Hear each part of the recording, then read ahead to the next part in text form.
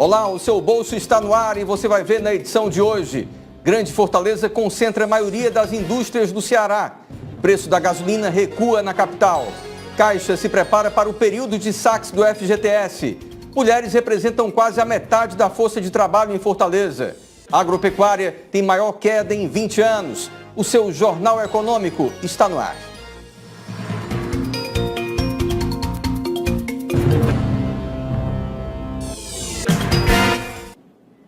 A região metropolitana de Fortaleza concentra a maioria das indústrias do Ceará. A região metropolitana de Fortaleza concentrava em 2014 75% das indústrias do Ceará. Em seguida apareciam as regiões do Sertão de Sobral, com 5,19%, e do Cariri, com 5,08% de participação. Apenas Fortaleza era responsável por 45% do valor adicionado do setor.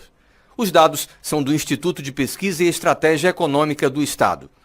O estudo destaca que a expressiva participação dos 19 municípios que compõem a Grande Fortaleza na indústria deve-se ao Complexo Industrial e Portuário do Pecém e aos distritos de municípios como Maracanaú, Pacajus e Horizonte. Já o peso da indústria da capital está relacionado principalmente aos segmentos da construção civil, indústria têxtil, alimentos e bebidas e do refino de petróleo. De acordo com o levantamento, as áreas onde a atividade industrial tem maior contribuição na composição do PIB em 2014 foram a Grande Fortaleza, com 22,79%, e o Sertão de Sobral, com 20% dos grandes setores. O de serviços foi o líder, com mais de 75% do PIB cearense em 2014, seguido pelos setores da indústria, com 19,16%, e da agropecuária, com 5,2%. A Caixa Econômica Federal fará uma força-tarefa para atender aos trabalhadores que farão a retirada dos recursos do FGTS.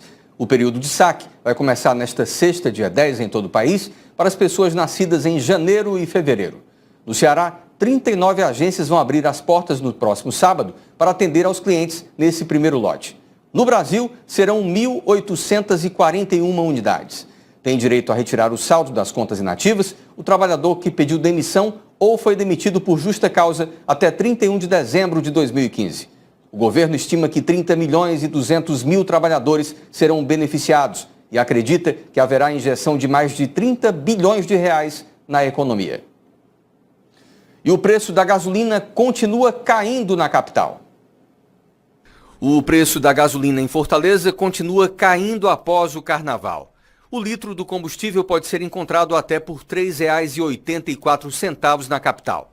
Já na última pesquisa semanal realizada pela Agência Nacional do Petróleo, o preço médio apontado para o Ceará foi de R$ 3,964, enquanto na capital cearense foi de R$ 3,966.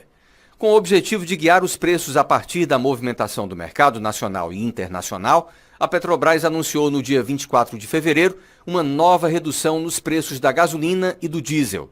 Os combustíveis tiveram baixa de 5,4% e 4,8% na venda da estatal para as refinarias.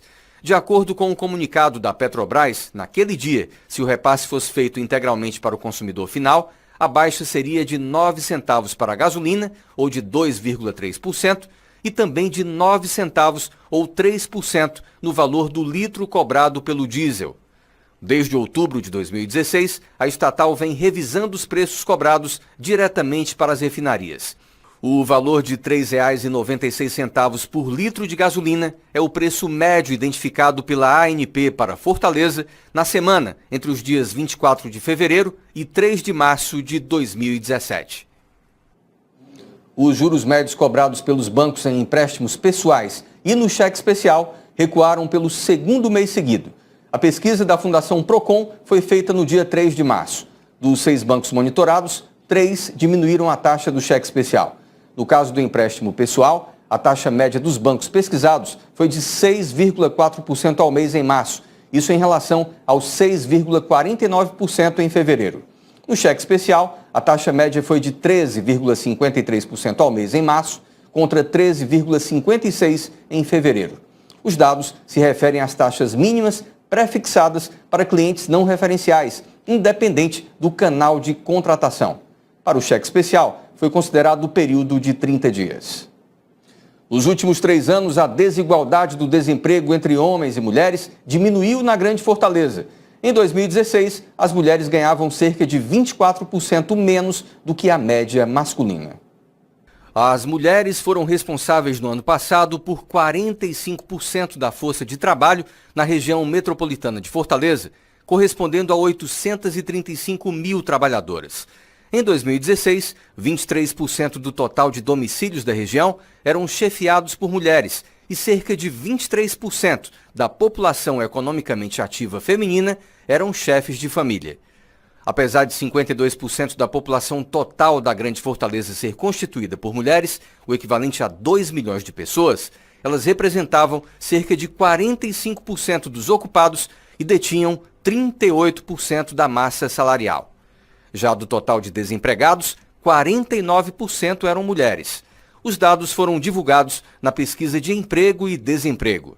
De acordo com o estudo, nos últimos 3 anos, a desigualdade do desemprego entre homens e mulheres diminuiu, já que a taxa masculina cresceu mais que a feminina. Apesar da queda de 2015 para 2016, houve uma redução do rendimento médio real das mulheres da ordem de 3%, passando de R$ 1.150 para R$ 1.115, ficando no mesmo patamar de 2011. No mesmo período, o rendimento médio dos homens caiu 2,9%, passando de R$ 1.517 para R$ 1.473.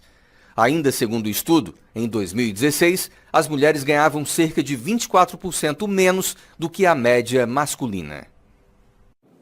Olha, para marcar o Dia Internacional da Mulher, o governo do estado, em parceria com outros órgãos, apresentou um estudo específico que aborda a participação da mulher no mercado de trabalho da região metropolitana de Fortaleza.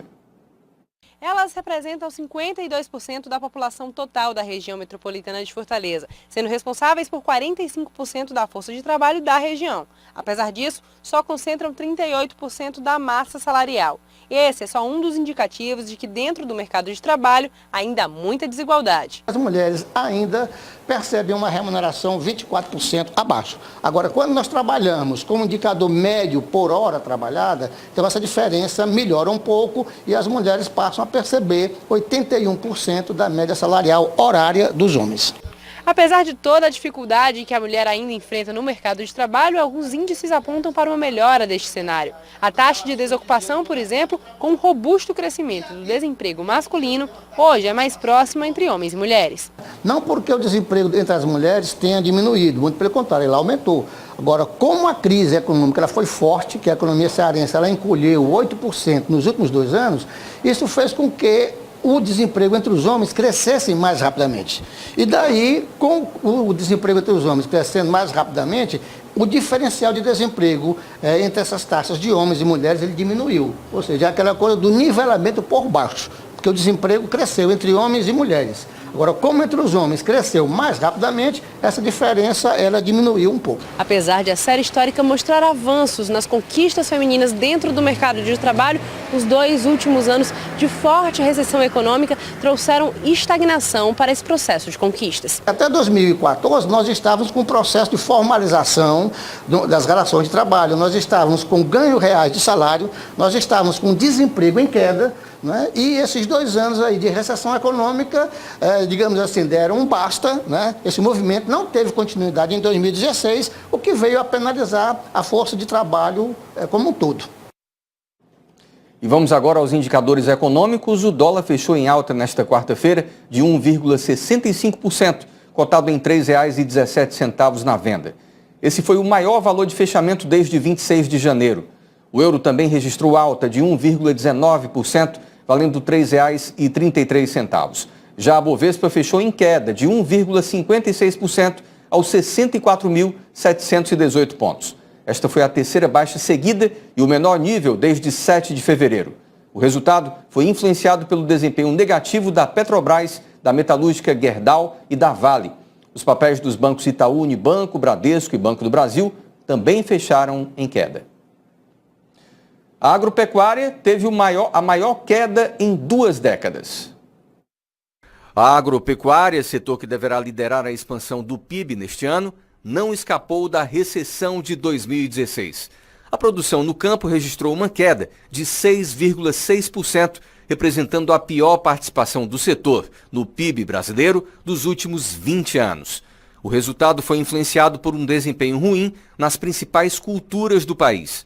A safra do milho, por exemplo, registrou queda de 25,7%, enquanto a de cana-de-açúcar encolheu 2,7%. Já a soja caiu 1,8%. Juntos, esses três produtos têm peso de 60% sobre toda a produção brasileira. Já no último trimestre de 2016, a agropecuária iniciou uma recuperação que, segundo os analistas, deverá se consolidar neste ano. A expansão do setor entre outubro e dezembro foi de 1% frente ao trimestre imediatamente anterior. Especialistas estimam que a agropecuária terá um crescimento de 7,7% em 2017. E o Seu Bolso termina aqui, lembrando que você pode se comunicar conosco por e-mail ou pelo WhatsApp. O conteúdo do jornal está disponível agora no site da TV Diário, com vídeos das edições anteriores. Obrigado mais uma vez pela companhia e até amanhã.